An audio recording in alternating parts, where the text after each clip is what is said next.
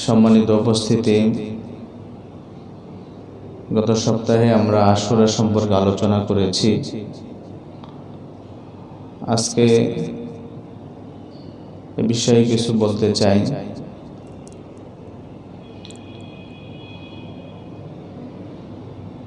আজকে যে বিষয়টা আপনাদের সামনে সবচেয়ে বেশি গুরুত্বপূর্ণ তা হলো আশুরাকে কেন্দ্র করে এমন কিছু বিষয়, এমন কিছু কাজ আমরা করে থাকি যেগুলোর মাধ্যমে ঈমান নামক সবচেয়ে দামি বস্তু এইটাই হারানো বা ঈমান থেকে দূরে সরে যাওয়া এতটাই দুঃখজনক কিছু কাজ আমরা করে থাকি। এইগুলো বিষয় একেবারে আলোচনা না হলে আশুরার মূল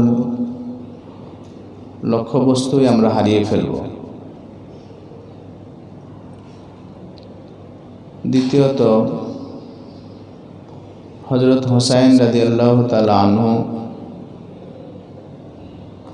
তার বিষয়টাকে কেন্দ্র করে এখান থেকে যে শিক্ষাটি আমাদের নেওয়া দরকার তা না নিয়ে বরং আমরা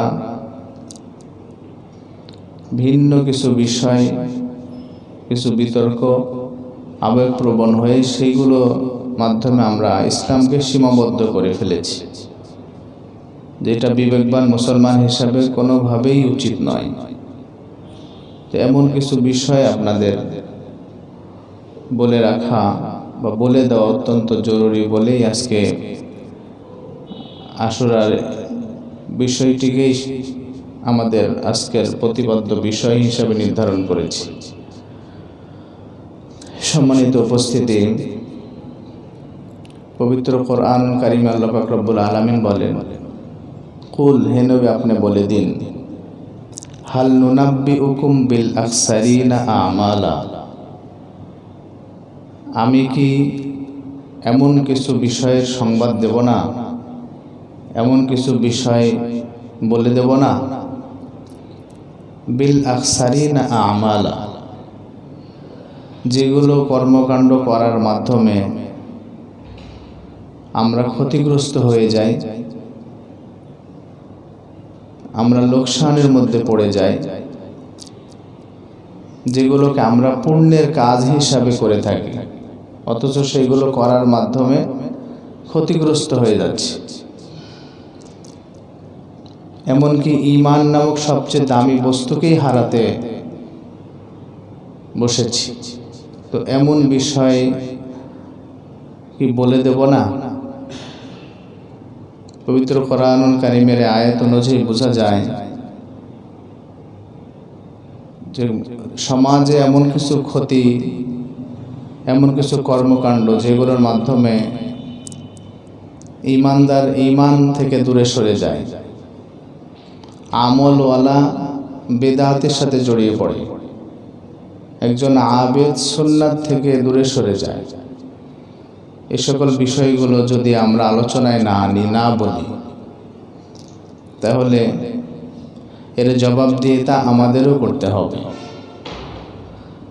এজন্যই আজকের এরকম কতিপয় বিষয় আপনাদের বলতে চাই। বিষয় শুরুর আগে যে বিষয়টি বলা দরকার সেটি হলো, আমরা গত সপ্তাহে এতটুকু কমপক্ষে মনে আছে, স্মরণে আছে, আশুরা বা 10ই মুহররম, আশুরা বা 10ই মুহররম এইটার সাথে কারবালার সম্পর্ক নেই। কমপক্ষে এতটুকু আমরা জেনেছি। কেন নেই? আশুরা হয়েছে 61 হিজরিতে। আশুরা যে কারবালা সংগঠিত হয় সেটা 61 হিজরিতে সংগঠিত হয়। আমরা ইতিহাস থেকে পেয়েছি আশুরার সম্পর্ক 61 হিজরি এইটার সাথে সম্পৃক্ত নয়, বরং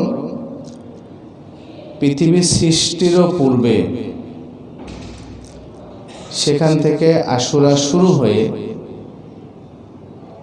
পৃথিবী সৃষ্টির পর থেকে নিয়ে কিয়ামত পর্যন্ত এই আশুরা এর সাথে সম্পৃক্ত হয়ে থাকবে। উদাহরণস্বরূপ আমরা বলেছিলাম আল্লাহ পাক রব্বুল আলামিন যখন হযরত আদম আলাইহিস সালামকে বানানোর জন্য মনস্থ করেন, তো যেই দিনে তিনি পরামর্শ সভা ডেকেছিলেন, সূরা বাকারা, ওয়া ইয ক্বালা রাব্বুকা লিল মালাইকাতি ইন্নী জাইলুন ফিল আরদি খলিফা, আল্লাহ তাআলা পরামর্শ সভা ডেকেছিলেন এবং পরামর্শ সভায় মানব জাতিকে সৃষ্টি করার ব্যাপারে তিনি যে সিদ্ধান্ত নিয়েছিলেন সেই দিনটা ছিল 10ই মুহররম। আদম এবং হাওয়া আলাইহিস সালাম তাদের উভয়কে সৃষ্টি করে যখন আল্লাহ পাক রব্বুল আলামিন তাদের উভয়কে বিবাহ বন্ধনে আবদ্ধ করেন, সেই দিনটাও ছিল 10ই মুহররম। আর এইগুলো পৃথিবী সৃষ্টির আগের কথা। যেই দিন আল্লাহ পাক রব্বুল আলামিন এই পৃথিবীকে সৃষ্টি করেন সেইটাও ছিল 10ই মুহররম। হযরত আদম আলাইহিস সালামকে আল্লাহ পাক রব্বুল আলামিন 350 বছর কান্নাকাটির পরে যেই দিন ক্ষমা করলেন সেই দিনটাও ছিল 10ই মুহররম।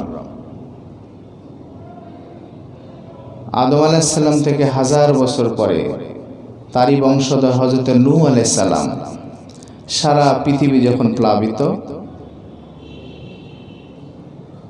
আল্লাহ পাক রব্বুল আলামিন হযরত নূহ আলাইহিস সালাম তার কওমকে 40 দিন কিস্তির উপরে তারা অবস্থান করছিলেন। যেই দিন জুদি পাহাড়ে অবতরণ করালেন, নূহ আলাইহিস সালাম এবং তার উম্মতকে বাঁচিয়ে দিলেন, সেটাও ছিল 10ই মুহররম। হযরত ইব্রাহিম আলাইহিস সালামকে আল্লাহ পাক রব্বুল আলামিন নমরুদের আগুনের কুণ্ডলী থেকে 40 দিন সেখানে অবস্থান করার পরে যে দিনটা বের করে আনেন সেই দিনটাও ছিল 10ই মুহররম। এইগুলো ইতিহাস দ্বারা স্বীকৃত, এমন না যে এগুলোর বিপরীত কোনো মত আছে। বাকি এরকম অসংখ্য আরো ঘটনা যেগুলোর সাথে 10ই মুহররমের সম্পর্ক, সেগুলো নবীদের আছে, পৃথিবীর ইতিহাস সৃষ্টির ইতিহাসে আছে, পৃথিবী ধ্বংসের ইতিহাসে আছে। বিজ্ঞান বলে আমাদের এই পৃথিবী আজ থেকে 450 বা 500 কোটি বছর আগে এই পৃথিবী অস্তিত্ব পেয়েছে। তারা তাদের মতো করে এটা নির্ণয় করেছে। বাকি মানব জাতির বসবাস, ইবনে আসাকির বিখ্যাত একজন ঐতিহাসিক, তিনি বলেন আজ থেকে 6000 বছর আগে হযরত আদম আলাইহিস সালাম আল্লাহ রাব্বুল আলামিন পৃথিবীতে নিয়ে আসেন। তা আদম আলাইহিস সালাম থেকে যদি ধারাবাহিক ইতিহাসও আমরা 10ই মুহররমের সাথে সম্পৃক্ত করি, তো সেই নিরিখে আমাদের নবী হযরত মুহাম্মদুর রাসূলুল্লাহ সাল্লাল্লাহু আলাইহি ওয়াসাল্লাম এই পর্যন্ত ঐতিহাসিকদের মতে 6000 বছরের ব্যবধান।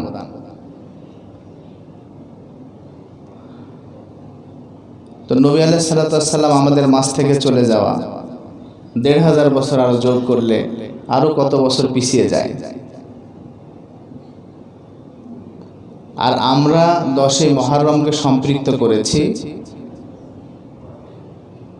61 হিজরির সাথে। 10ই মুহররম মানে 61 হিজরির সেই কারবালা। অথচ এইটার সাথে সম্পৃক্ত কোটি কোটি বছর আগে 10ই মুহররমের সম্পর্ক এর সাথে আল্লাহ পাক রব্বুল আলামিন রেখে দিয়েছে। তা আমরা পৃথিবী সৃষ্টির আগেও যদি না যাই, পরেও যদি আসি যে মানব জাতি থেকে, তারপরেও হযরত আদম আলাইহিস সালাম থেকে শুরু করে হযরত ঈসা আলাইহিস সালাম পর্যন্ত প্রত্যেকটি নবী রাসূল আল্লাহ পাক রব্বুল আলামিন বিশেষভাবে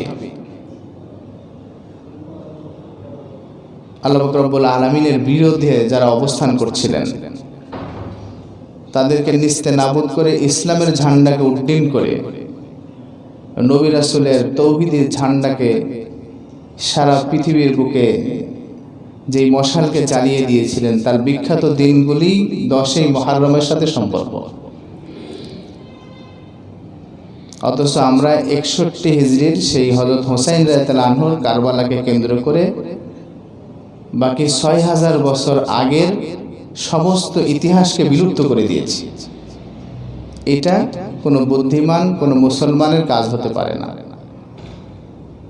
এটা একান্তই আমরা আবেগতাড়িত হয়ে করি, যার বিষয়ে কোনো ঐতিহাসিকদের লেখা কোনো বইও নাই, কোনো কিতাব পুস্তক নেই। আজ থেকে সর্বোচ্চ 150-200 বছর আগে সেই পুঁথি আর এই সকল পাণ্ডুলিপি দিয়ে আমরা আগের ইতিহাস পুরাটাকে কবরস্থ করেছি। এইটা কখনোই আমাদের উচিত হয় নাই। তো সেই বিষয়কে সামনে রেখে আমরা বলতে চাই, 10ই মুহররম এত গুরুত্বপূর্ণ একটি দিন, যেই দিনের ব্যাপারে আমরা বলি যে 354 দিনের মধ্যে শ্রেষ্ঠতম দিন 10ই মুহররমের দিন। তাহলে বছরের শ্রেষ্ঠতম দিন 10ই মুহররমের দিন। এটা হাদিস দ্বারাও স্বীকৃত, নবী আলাইহিস সালাম বলেছেন, ইতিহাস ঐতিহাসিকগণও এই দিনটাকে স্বীকৃতি দিয়েছে।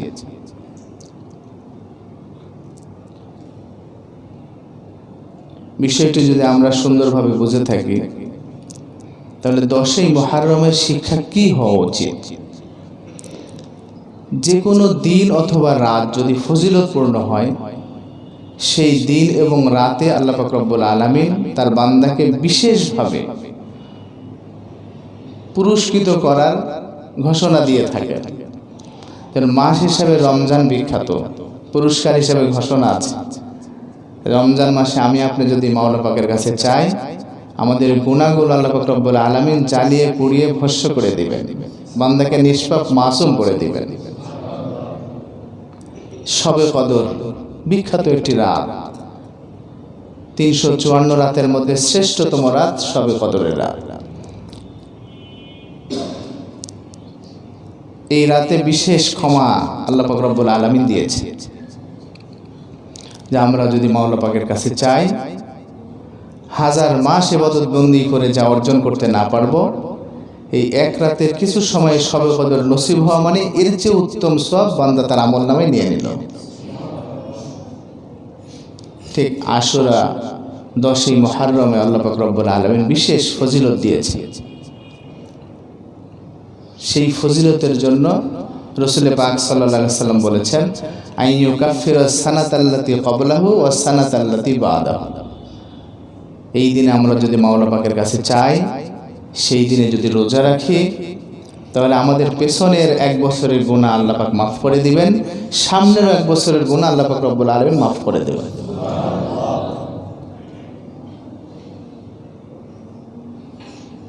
এবং এই দিনের রোজা এত ফজিলতপূর্ণ করেছে যে আফজলুস সিয়ামি বাদা রমাদান শাহরুল্লাহিল মুহররম।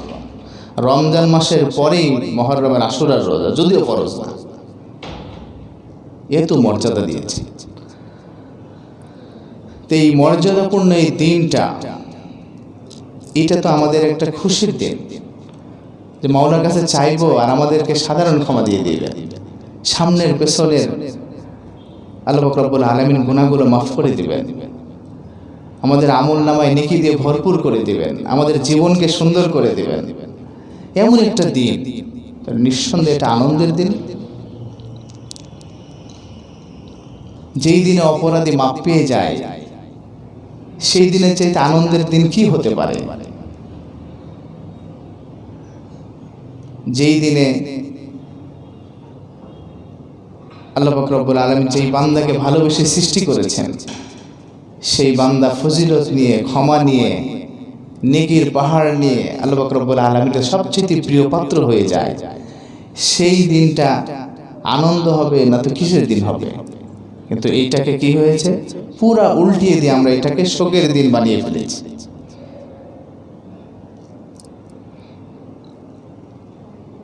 এইটা বড় অন্যায় হয়েছে আমাদের। বরং ইতিহাসটা এইভাবে যদি আমরা বোঝার চেষ্টা করি যে হযরত হুসাইন রাদিয়াল্লাহু তাআলা আনহু তিনি ইসলামকে জমিনে প্রতিষ্ঠিত করার জন্য, হককে জমিনে প্রতিষ্ঠিত করার জন্য তিনি যেভাবে সপরিবারে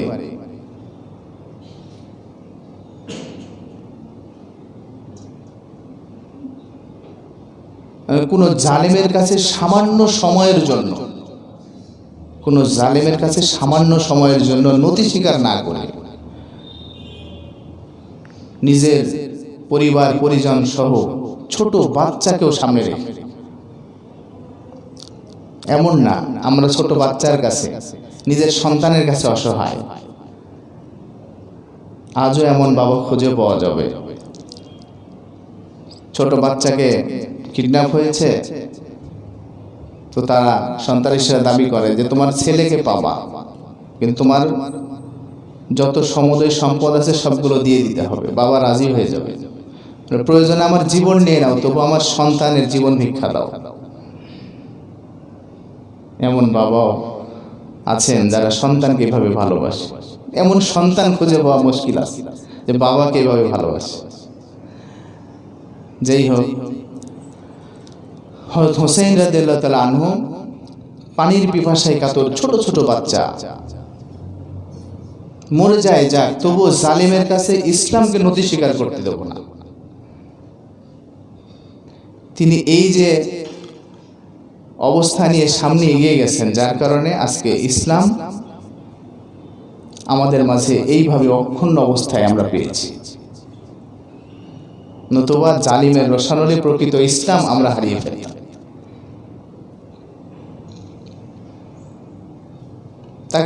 তাকে বারবার বলেছে ওবাইদুল্লাহ বিন জিয়াদ, বারবার বলেছে, একবার দুইবার না, যে আপনি শুধু এজিদের বশ্যতা স্বীকার করেন, তার খেলাফত গ্রহণ করেন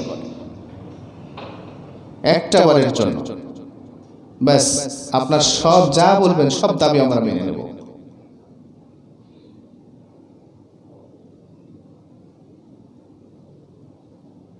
তার কলিজার টুকরা সন্তান, স্ত্রী সহ সবকিছু নিয়ে ফোরাতের তীরে পানির পিপাসায় ছটফট করছে, বারবার চিৎকার করে বলছে, বাবা একটু পানির ব্যবস্থা করো। সন্তানের দিকে তাকায় আর ইসলামের দিকে তাকায়, তবুও তার একটাই চিন্তা, না, ইসলাম সবার আগে। জালিমের কাছে কখনো ইসলামকে বিকৃত হতে দেব না, এইটাই তার শিক্ষা। মহরম শুধু শোক না, আজকে আমরা কতটুকু পেরেছি? আজকে আমাদের সমাজে জালিম নেই, আমাদের আশেপাশে জালিমরা নেই, যারা একটু সুযোগ পাইলে আমাদের অসহায় মুসলিমদের কিভাবে কুড়ে কুড়ে খায়, কিভাবে খায় না, কিভাবে হেনস্থা করে না। আজ সারা পৃথিবীব্যাপী একই অবস্থা।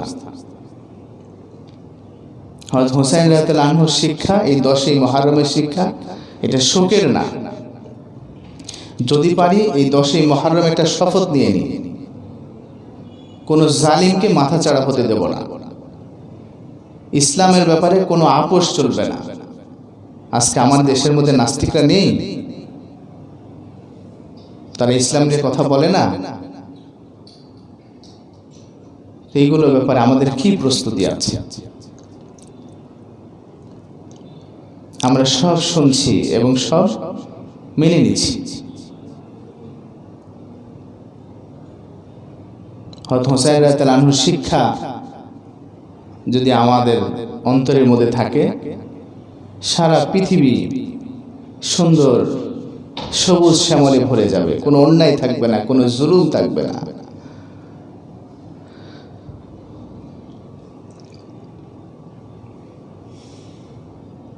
এই শিক্ষাটা আমরা নিতে পারি, কিন্তু এইটা না। আমরা হুসাইন রাদিয়াল্লাহু আনহুর জন্য কি করছি? সূর্যের আলোর মতো সত্য এবং ইতিহাস স্বীকৃত কথা। যারা হুসাইন রাদিয়াল্লাহু আনহু সহ তার পূর্বের যারা ছিলেন, তাদের সবাইকে যারা মেরেছে এবং মারার ব্যাপারে ইন্ধন জুগিয়েছে, আজকে তারাই হুসাইন রাদিয়াল্লাহু আনহুর জন্য এই শোক মিছিল করে। মূলত তাদের ওই কৃতকর্ম, ওই পাপকে ঢাকার জন্য। আপনি শরীক হন কিসের জন্য? আপনি তো সেই দলের না। যেই দলরা শোক মিছিল করে, তাজিয়া করে, বুক চাপড়ায়, পিঠ চাপড়ায়, যারা এই সকল মিছিল র্যালি বের করছে, তারাই হুসাইন রাদিয়াল্লাহু আনহু সহ তাদের পূর্বসূরি সকলকে মেরেছে। ইতিহাস স্বীকৃত কথা এটা। আপনি কিসের জন্য শরীক হন সেখানে? আপনি কি দোষ করেছেন? আমাদের গ্রাম্য একটা প্রবাদ আছে, চোরের মায়ের বড় বাড়া। এখানে এইটাই ঘটেছে।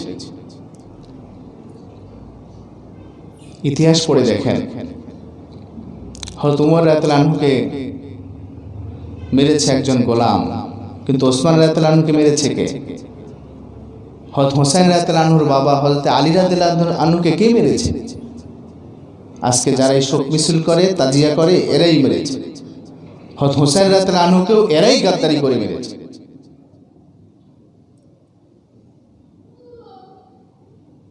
তারা বিভিন্নভাবে হুসাইন রাদিয়াল্লাহু আনহুকে কোনোভাবে কুফায় আনতে পারলেই ব্যাস, তাকে কিভাবে বশ্যতা স্বীকার করানো যায় সেটা তারা দেখে নেবে। সেইভাবেই তারা চিঠি দিয়ে হযরত হুসাইন রাদিয়াল্লাহু আনহুকে কুফায় নিয়ে এসেছে। নিয়ে আসার পর যা হয়েছে আমরা ইতিহাস সকলেই জানি।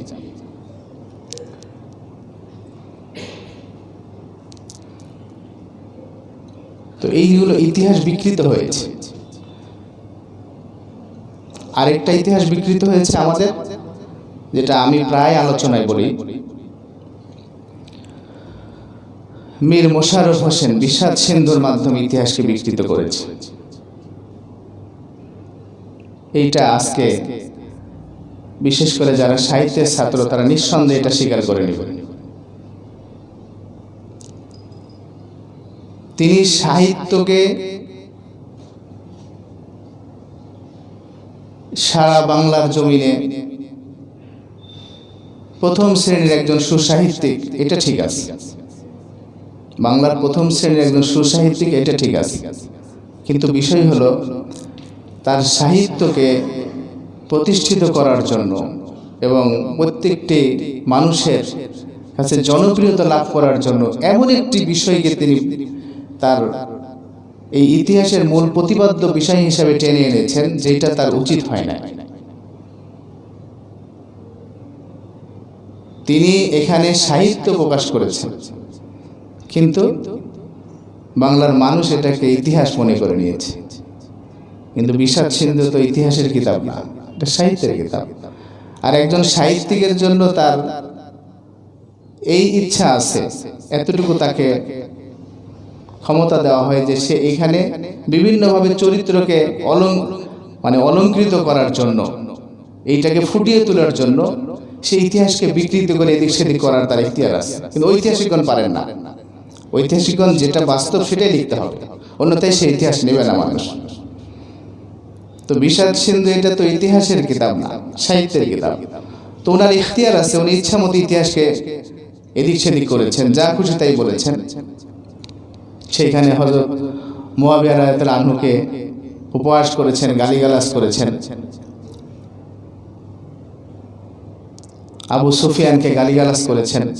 অথচ ওনারা তো সাহাবী, হযরত মুয়াবিয়া রাদিয়াল্লাহু আনহু তো সাহাবী, এবং তিনি তো যেনতেন সাহাবী।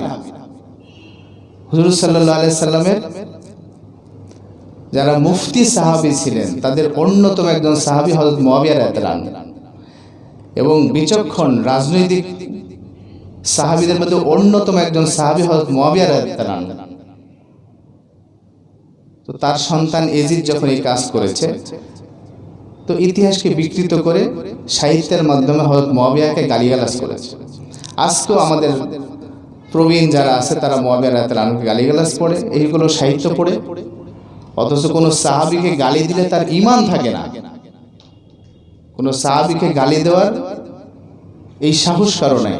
আজকেও যারা হুসাইন রাদিয়াল্লাহু আনহুকে যারা নির্মমভাবে শহীদ করেছে এবং তার পূর্বসূরি যাদেরকে শহীদ করেছে, তারা এইভাবে ইতিহাসকে বিকৃত করে সাহাবীদেরকে গালিগালাজ করে, সাহাবীদেরকে গালিগালাজ করে। হাতে গোনা কয়েকটি সাহাবী ছাড়া বাকি সব সাহাবী কাফের তারা বলে।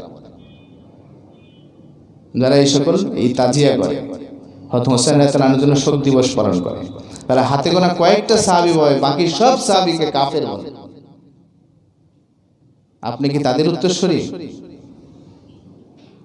অথচ পবিত্র কোরআনে কারিমে সাহাবীদের ব্যাপারে অসংখ্য আয়াত নাযিল হয়েছে। ওয়াইজা কিলা লাহুম আমিনু কামা আমানান নাস, আই কামা আমানাস সাহাবা। আমার সাহাবীরা যেমন ঈমান এনেছে, আমাদেরকে নির্দেশ দেয় তোমরা ওইরকম ঈমান আনো। তো তারা যদি কাফের হয়, তো তাদের মতো আমরা ঈমান আনলে আমরাও তো কাফের হয়ে যাব।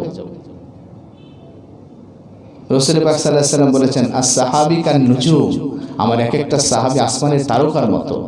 ফাবিআইহিম ইক্তাদাইতুম ইহতাদাইতুম, তাদের কোনো একজনকে অনুসরণ করো, তুমি হেদায়েত পেয়ে যাবে। আর আমার আকীদা কি, আমাকে কি শেখায় এগুলো? কত শক্ত বিষয়। ইতিহাস বিকৃত হয়ে কি হয়েছে? আমি আমার মনকে, আমার মন্তব্যকে, আমার কমেন্ট কোন দিকে আমি ছড়ে দিচ্ছি? সাহাবীর দিকে, যে সাহাবী বিখ্যাত সাহাবী।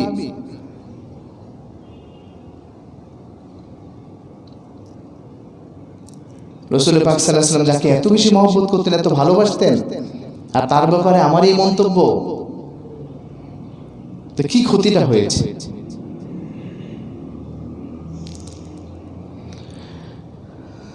আজকে যারা শোক মিছিল করে, আমরা যদি কিছুক্ষণের জন্য মেনে নিই যে এই শোক পালন করা বৈধ, ওদের কথাটা যদি মেনে নিই যে শোক পালন করা বৈধ, তাহলে আমাদের অনেক প্রশ্ন আসে। তার মধ্যে একটি হলো এই যে শোক কি শুধু একজনের জন্য না সকলের জন্য হওয়া উচিত? সকলের জন্যই হওয়া উচিত। এখন এইভাবে প্রশ্ন আসতে পারে যে সকলেই কি ওনার মতো করে মরেছেন, ওনার মতো করে শহীদ হয়েছেন? স্বাভাবিকভাবে যদি মারা যায় তো সেগুলো স্মরণ করার কি আছে? কিন্তু যদি শহীদ হয়, হযরত আলী রাদিয়াল্লাহু আনহু তিনি কি শাহাদাত বরণ করেননি? তাকেও তো নির্মমভাবে মারা হয়েছে, আর তিনি তো হোসেন রাদিয়াল্লাহু আনহুর আব্বা যান। তা তার ব্যাপারে শোক মিছিল কোথায়, তাজিয়া কোথায়? শুধু হাই হোসেন হাই হাসান। তো তার বাবা, তিনি যে নির্মমভাবে শাহাদাত বরণ করেছেন, ফজরের নামাজ পড়ার জন্য উঠেছেন, দুই দিকে সেই তাদের লোক যারা আজকে তাজিয়া করে, দুই তরবা দিয়ে মাথার উপরে আঘাত করেছে। কি কষ্ট না তিনি পেয়েছেন। রক্তক্ষরণ হতে হতে একসময় মৃত্যুর করে ঢলে পড়েন হযরত আলী রাদিয়াল্লাহু আনহু। আজকে তো তারা জানেও না যে কোন দিনে মারা গেছে। হযরত ওসমান রাদিয়াল্লাহু আনহু তারাই মেরেছে। কি নির্মমভাবে তাকে মারা হয়েছে, খাবার পানি সব বন্ধ করে দেওয়া হয়েছে। আঘাতের পর আঘাত দিয়ে হযরত ওসমান রাদিয়াল্লাহু আনহুকে শহীদ করে দেওয়া হয়েছে। তিনি সেই সময় পবিত্র কোরআন তেলাওয়াত করছিলেন, পেটে খানা নেই, দানা নেই, পানি নেই, পুরো পরিবার অভুক্ত, কোনো খাবার পানির ব্যবস্থা নেই, তারা সবকিছু বন্ধ করে দিয়েছে এবং পবিত্র কোরআন পড়া অবস্থায় তাকে নির্মমভাবে শহীদ করেছে। আজও সেই কোরআনে তার দেহের রক্ত সেখানে সাক্ষী হয়ে আছে। কি নির্মমভাবে মেরেছে। কই তার ব্যাপারে তো কোনো তাজিয়া নেই, শোক নেই। হযরত উমর ফারুক রাদিয়াল্লাহু আনহু ফজরের নামাজ পড়াচ্ছিলেন, ফজরের নামাজ পড়াচ্ছিলেন। এক গোলাম তার পেটের উপরে পর পর কয়েকটা আঘাত করেছে বল্লম দিয়ে, নাড়ি বুড়ি সব বের করে দিয়েছে, তবুও তিনি কেরাত পড়তেই আছেন। কিন্তু যখন দেহের ভারসাম্য হারায় যায় তিনি সাথে সাথে লুটিয়ে পড়েন, যা খায় সব বের হয়ে যায়, লাড়ি বুড়ি সব ছিন্ন বিচ্ছিন্ন করে দিয়েছে। হযরত উমর ফারুক রাদিয়াল্লাহু আনহু দুনিয়ার বুক থেকে চলে গেলেন, শহীদ হয়ে গেলেন। কই তার ব্যাপারে তো কোনো শোক মিছিল নেই। ও মুহররমে তো কেউ মরে নাই। হোসেন রাদিয়াল্লাহু আনহু 10ই মুহররমে মারা গেলে হযরত উমর ফারুক রাদিয়াল্লাহু আনহু মারা গেছেন 1লা মুহররম। ইতিহাস কথা বলে। শোক মিছিল করবেন, করেন, তো একজনের বেলায় কেন? কিছুই না, ওই যে ওইটাই অপরাধকে ঢাকার জন্য যা করতে হয় তাই করে। তা আমি বলি, আপনি কিসের জন্য শরীক হন? আপনি কি অপরাধ করেছেন? আপনি তাদের দলে কেন? আপনি কি সাহাবী বিদ্বেষী? আপনি কি খোলাফায়ে রাশিদিন বিদ্বেষী? আপনি কি নবী বিদ্বেষী? আজও নাই আমাদের নবীকে শেষ নবী মানে না? আমাদের নবীর সাথে আরো একজন খলিফা হযরত আলী রাদিয়াল্লাহু আনহুকে নবী বানায়, সেই দল কি নেই? তারাই তো এগুলো করেছে। আপনি কি তাদের দলভুক্ত? তাহলে আপনার যদি সত্যিকার অর্থে বিবেক থেকে থাকে এবং ইতিহাস যদি বিশ্বাস করে থাকেন, রাসূল পাক সাল্লাল্লাহু আলাইহি সাল্লাম যে কথা বলেছেন, লাইসা মিন্না, সে আমার উম্মত নয়, সে আমার উম্মত হতে পারে না। মান দারাবাল খুদুদ ওয়া শাক্কাল জুয়ুব ওয়া দাআ বিদাওয়াতিল জাহিলিয়া, এটাই শেষ কথা। যারা শোক পালনের জন্য পিঠ চাপড়াবে, বুক চাপড়াবে এবং বিলাপ করে করে কাঁদবে, এরা আমার উম্মতি হতে পারে না। বুখারীর হাদিস। তা আমি কি আমল করছি? কার জন্য শোক মিছিল করে মনে করছি আমার পুণ্য হয়ে যাচ্ছে? ওই ট্রাকে উঠলে আপনি নিরাপদে জান্নাতে চলে যাবেন? না, এটা জাহান্নামের রাস্তা, এটা জান্নাতের রাস্তা নয়। ওই ট্রাক আপনার জন্য না, আপনি অপরাধী নয়, আপনি ওই দলের অন্তর্ভুক্ত হবেন না। আল্লাহ পাকের অশেষ মেহেরবানি এবং তার দরবারে আমরা কৃতজ্ঞতা প্রকাশ করছি যে আমাদের এই আলোচনার কারণে আজকে হক মানুষ অনেকটাই বুঝে গেছে। এখন আর ওই সেই মুহররমের তাজিয়া নেই, ওই জারি সারি গান এগুলো সব উঠে গেছে, বিষাদ সুন্দর পাঠকও মরে গেছে। এইগুলো কথা, সত্য কথা আমাদের বলতে হয়। আল্লাহ পাক রব্বুল আলামিন আমাদের সকলকে সত্য ইতিহাস জেনে বুঝে আমল করার তৌফিক নসিব করুন। যারা সুন্নাত পড়েন সুন্নাত পড়েন।